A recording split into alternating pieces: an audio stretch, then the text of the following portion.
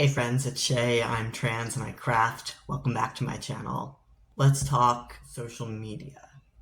Namely that I don't really have it.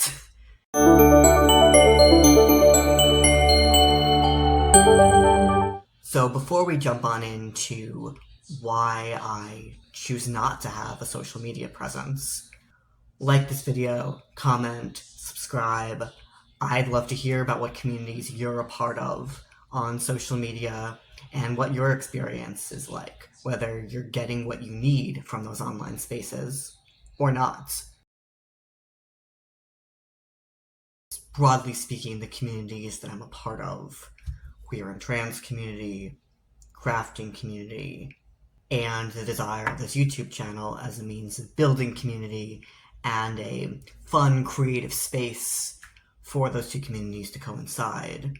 Social media would make a lot of sense. A lot of trans creators who I follow on YouTube are getting some of their YouTube content by asking questions to their Instagram followers. Instagram as a more visual platform is wonderful for knitting and crochet and craft, and an opportunity to show off those finished objects, those whips, and really engage people in the process of making. Obviously, I'm not here to tell you how to live your life on or off social media, so everything I'm about to talk about is personal experience only. So when I was coming out as trans, I initially came out as non-binary, and that was back in 2019. And I had an Instagram, and it felt very helpful to be on Instagram and start following non-binary people. However, and hopefully this has changed, again, the irony that I'm not really on Instagram or other forms of social media means that I don't have a comparative to my previous experience way back in 2019.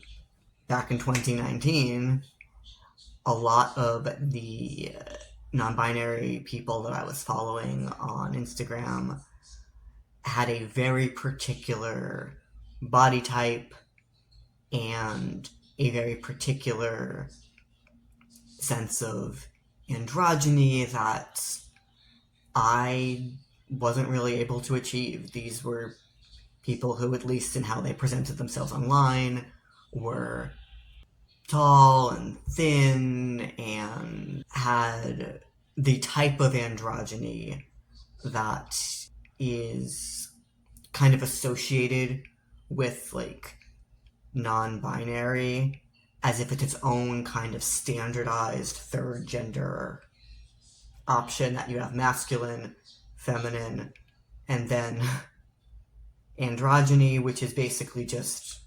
masculine. But obviously, non-binary people can look any possible way, and as somebody who has consistently been more feminine in my gender presentation, I was starting to feel like a fraud. And like, well, if I don't relate to this non-binary content, then maybe I'm making it up, that I'm not actually my gender.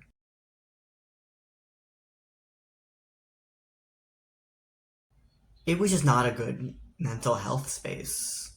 It wasn't something that made me feel good about who I was, because I was stuck in a loop of comparisons.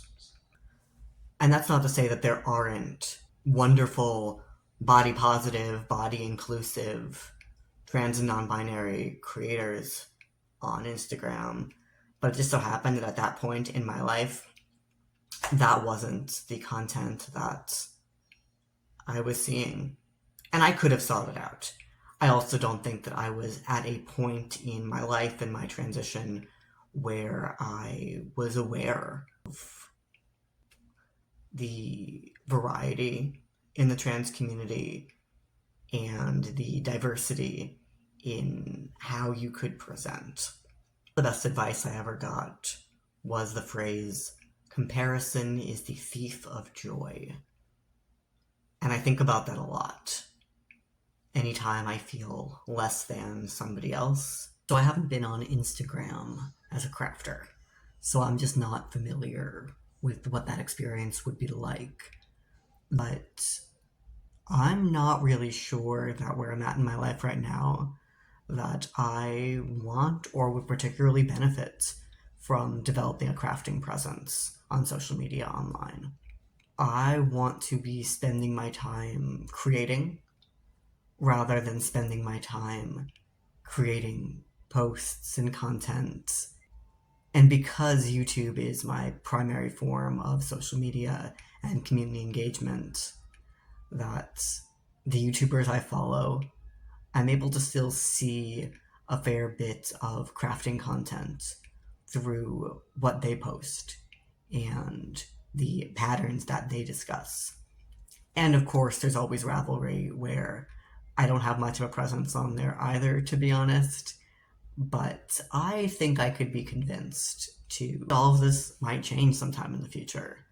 That if my needs shift, I could go back to social media, especially because the trans aspect, I'm way more comfortable with myself now.